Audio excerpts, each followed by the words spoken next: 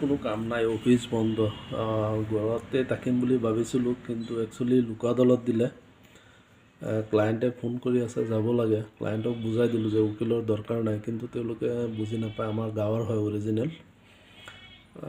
শিক্ষা কম, গতিকে মই শিকাই দিয়াৰ পিছতো কৈ আছে আহক আপুনি, যাব লাগিব। ঠাণ্ডাটো বেছি, আজি বহি থকাৰহে মন আছিলে ঘৰত, কিন্তু ক্লায়েণ্টে কৈ আছে যেতিয়া যাম। দুটা কেছ আছে একচুৱেলি। এটা হয়তো কম্প্ৰমাইজ হ'ব, এটাত ফাইন দিব লাগিব। ইয়াৰ বাহিৰে কোনো কাম নাই। আহোঁতে অলপ বজাৰ কৰিম, কিন্তু কথা হ'ল বিহাৰৰ এটা নিউজ চাই আছিলোঁ, ইণ্টাৰেষ্টিং নিউজটো হ'ল যোৱা পৰহি ৰাতি NIA বোলে এজন মুৰ্গী বেপাৰী, মুৰ্গী কাটি বিক্ৰী কৰে, যে মাংস বিক্ৰী কৰে মুছলিম মানুহ এজনৰ ঘৰত। গড়টো দেখুৱালে আমাৰ চহৰ অঞ্চলতকৈ আৰু বেছি অনুন্নত গড়। তাত বেয়া লাগিছে, মানুহজনৰ ঘৰত NIA টীম সোমালে, ইমান ডাঙৰ ইনভেষ্টিগেশ্যন এজেঞ্চি এটা সোমাই ৰাতি 3:45 মানত সোমাইছে বোলে। সোমাই কিবা কিবি ইনকুৱাৰী কৰিলে, একো নাপালে। তাৰপিছত মানুহজনক মহম্মদ আলিম নেকি মানুহজনৰ নাম, তাৰপিছত বিহাৰ পুলিচক চমজাই দি গুচি গ'ল। ইমান ডাঙৰ এটা এজেঞ্চিয়ে বাৰু সৰু সুৰা ঘটনাবোৰত মূৰ গমাব লাগে জানো? পুলিচ আছে, বিহাৰ পুলিচ আছে, পুলিচক জনালে হয়তো পুলিচে একশ্যন ল'লে হয়, কিন্তু তাকে নকৰি তেওঁলোক নিজে আহিলে। ইমান হাঁহি উঠিছে মোৰ চাই, মানুহজনৰ বাবে বেয়া লাগিছে। ঠাণ্ডা দিনত ভাঙা চিঙা বজাৰ পৰা মানুহজনক গোটাই আনিলে, 1-2পৰলৈকে ৰাখিলে থানাত, তাৰপিছত এৰি দিলে, কোনো প্ৰমাণ নাপালে। আৰু এটা নিউজ চাই আছিলোঁ এইমাত্ৰ, প্ৰিয়ংকা গান্ধীৰ, কংগ্ৰেছ সাংসদ প্ৰিয়ংকা গান্ধীৰ দেখাত হাইলাক ইন্দিৰা গান্ধীৰ নিচিনা। তেওঁৰ বাহনতো তেনেকুৱা লাগিছে, ইন্দিৰা গান্ধীৰ সেইটো আহিছে। তেওঁ কৈ আছিলে ৱাশ্বিং মেচিনৰ বিষয়ে, কেনেকৈ বিৰোধী পক্ষৰ নেতাসকলক মোদীয়ে তেওঁৰ পাৰ্টিত লৈ যায়, BJP পাৰ্টিত লৈ যায়। BJP পাৰ্টিত যোৱাৰ পিছত ধুলাই হয়, তেওঁলোকৰ পৰিষ্কাৰ হৈ যায়। আৰু কৈ আছিলে যে মহাৰাষ্ট্ৰ, ছত্তীশগড়, গোৱা আৰু ক'ৰবাত চৰকাৰ ভাঙিছে, এইবোৰৰ ওপৰত।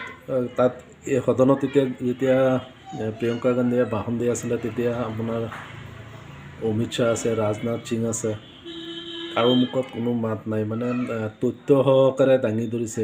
প্ৰিয়ংকা গান্ধীয়ে যিখিনি কৈছে সঁচা কথা কৈছে, গতিকে তেওঁলোকৰ মুখৰ পৰা মাত নাইকিয়া হৈ গ'ল।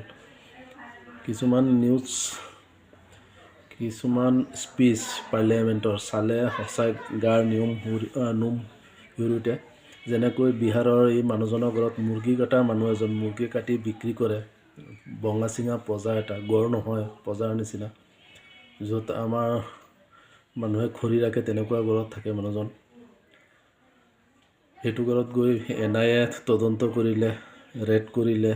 আকৌ পাৰ্লিয়ামেণ্টত, এইটোতো হাঁহি উঠিছে, দেখি দুখো লাগিছে। পাৰ্লিয়ামেণ্টত প্ৰিয়ংকা গান্ধীৰ এই ভাষণ শুনি বেছি হাঁহি উঠিছে।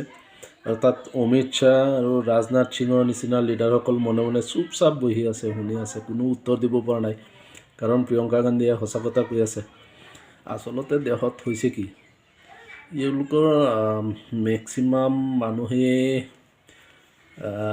RSSৰ পৰা অহা, গতিকে তেওঁলোকৰ চিন্তাধাৰাও সেইটো।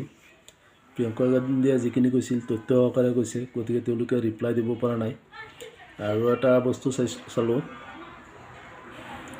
যে যিমান ঘোটালা হৈ আছে চব গুজৰাটী মানুহে কৰি আছে। ইণ্ডিয়াত এই কেইবছৰত যিমান ডাঙৰ ঘোটালা হৈছে চব গুজৰাটৰ। আৰু যোৱা ৰাতি এটা নিউজ চাইছিলোঁ, ইণ্টাৰপ'লে, এইটো সঁচা মিছা নাজানো, টুইটাৰত ওলাইছে বোলে, নিউজটো চাই আছিলোঁ দি লাইভ টিভিত। তাত আপোনাৰ দেখুৱাই আছিলে অমিত শ্বাহৰ এগেইনষ্টত ইণ্টাৰপ'লে, কানাডা পুলিচৰ ৰিকুৱেষ্টত ইণ্টাৰপ'লে ৱাৰেণ্ট অফ লুকআউট ন'টিছ, যোনটো lookout notice, red corner notice issue কৰিছে, য'তে পায় তাতে এৰেষ্ট কৰিবলৈ। ইমান হাঁহি উঠিছে। সঁচা মিছা ভিডিঅ'টো নাজানো কিমান দূৰ সঁচা কিমান দূৰ মিছা, কিন্তু এজন গৃহমন্ত্ৰীৰ বিৰুদ্ধে এনেকুৱা ডাঙৰ ৱাৰেণ্ট ইছ্যু কৰা আৰু ইণ্টাৰপ'লক লগাই দিয়া কিমান যুক্তিসংগত। ভাৰতত নাবুদ নাচৰুদ ঘটনাবোৰ এই কেইবছৰত হৈ আছে আৰু হ'ব, যদি চৰকাৰ চেঞ্জ নহয়। আৰু বহুত বস্তু দেখিব পৰা যাব, চাব পাৰিব আপোনালোকে। আৰু পতন তেওঁলোকৰতো হ'ব এদিন। হিটলাৰৰ পতন হৈ গ'ল যেতিয়া, ইডি আমিনৰ পতন হৈ গ'ল, এওঁলোক আৰু কি, এওঁলোকৰো পতন হ'ব বেছি দিন নাই আৰু, অপেক্ষা কৰক সময়লৈ।